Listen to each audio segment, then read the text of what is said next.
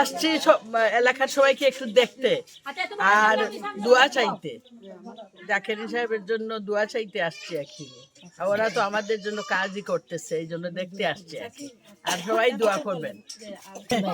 আমি জাকেরি সাহেবের ওয়াইফ, এই জন্য আমি সবাইকে দেখতে আসলাম আর কি, আমাদের এলাকার লোকজন। আমি কয়েকদিন থেকে যাইতেছি আর কি, সব জায়গায় দেখতেছি সবাই, ওরা অনেক বেশি উৎসাহী আমাদেরকে নিয়ে।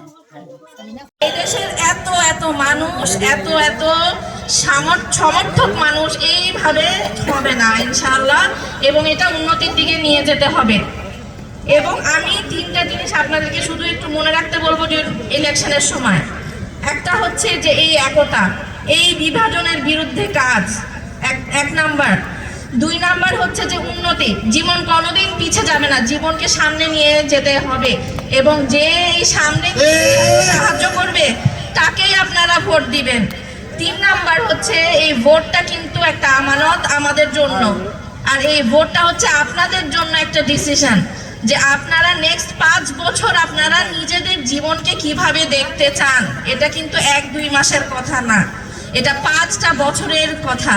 এবং এই 5 বছর পর যখন আরেকটা ইলেকশন হবে, এইখানে যে স্ট্যান্ডার্ডটা সেট করা হবে ওইটার উপরেই কিন্তু পরের 5 বছরটা গঠিত হবে। সেই জন্য এই 5 বছরটা আপনারা যে ডিসিশনটা নিতে যাচ্ছেন ইলেকশনের সময়, এই 5 বছরটা এই জন্য এত এত জরুরি।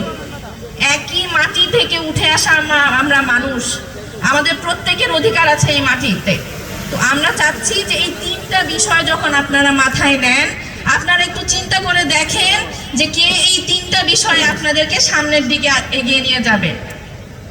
আরেকটা ছোট জিনিস যেটা আমি বলে যেতে চাই, সেটা হচ্ছে এখানে আমাদের মা বোনরা এসেছেন, আপনাদের কথা সবাই মনে রাখে না, সবাই সামনে এসে বলে না। আপনারা পিছন থেকে সংসারের হাল ধরে থাকেন, ভাই, হাজবেন্ড এবং আপনাদের বাবাদের সব ধরনের শক্তি যোগান পিছন থেকে, কিন্তু সামনে এসে কিন্তু সেটা কেউ আপনাদের নাম উচ্চারণ করে না।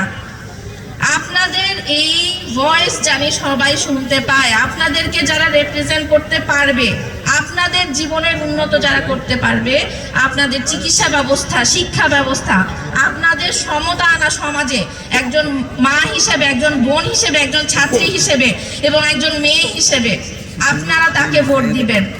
আমরা আসলে এই দেশটাকে সামনে নিতে চাই, আমরা আমাদের মা বোনদেরকেও সামনে নিতে চাই, কোনোদিনও আমরা পিছিয়ে পড়বো না ইনশাআল্লাহ। এখন আপনারা যদি দেশটাকে এভাবে বদলাতে চান, আপনাদেরকে আমি অনুরোধ করব, ইনশাআল্লাহ 12 তারিখে আমরা এই পরিবর্তনটা করব, এবং আপনারা যে আমানতটা আমাদের হাতে দিবেন, এই আমানতটা যাতে আমরা রক্ষা করতে পারি, এই দোয়াটাও করবেন। কারণ ভোট দিয়ে কিন্তু শেষ হয় না, ভোটের পরে যে আমানতটা ঘাড়ে আসে, এটার পুঙ্খানুপুঙ্খ হিসাব মানুষের কাছে না দিতে হলেও যে আল্লাহর কাছে এবং আমাদের খোদার কাছে দিতে হবে, যে আমি এই ভোটটা নিয়ে আমি কি করছি, আমি মানুষকে সুবিচারের মধ্যে নিয়ে আসছি কিনা। এই আমানতটা জানি আমাদের হাতে সুন্দরভাবে আসে, এই প্রত্যাশা আমি আপনাদের কাছে চাই। আমি এতগুলো ভালো করে এখন সময় নেই বলার জন্য, আর আমি আসলে রাজনৈতিক ব্যক্তিত্ব না, আমি শুধু এটাই বলতে চাচ্ছি যে আমাদের উপকারিতাটা কি হবে বিএনপি গেলে, এবং আমাদের প্রার্থী যদি বিজয়ী হয়ে আমাদের জন্য কি করে নিয়ে আসবে। সংসদ হিসাবে নির্বাচিত করেন, আপনাদের ভালোবাসার, আপনাদের সবকিছুর উপরে আপনাদের যে আস্থা এবং বিশ্বাস রেখেছেন, তিনি তা অটুট রাখবেন ইনশাআল্লাহ।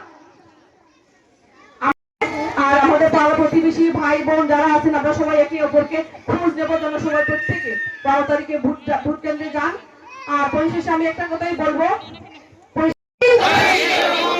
12 তারিখ সারাদিন সবাই ভালো থাকবেন, আমাদেরকে জন্য দোয়া করবেন, আপনারা মানুষ আছে তাদের সাহায্যে এগিয়ে আসবেন। এখানে একজন বলেছেন, এখানে এক্স চেয়ারম্যান, উনি বলেছেন 12 তারিখে ধানের শীষে ভোট দিয়ে জয়যুক্ত করবেন ইনশাআল্লাহ। আমি বিশ্বাস করি আমার এখানে না আসলেও হয়তো আপনারা এভাবেই কাজ করতেন যেভাবে বিগত সময় করে এসেছেন। কিন্তু বোনেরা এবং ভাইয়েরা যারা আছেন, আপনাদের কাছে আমার একটাই অনুরোধ, বিনীত নিবেদন,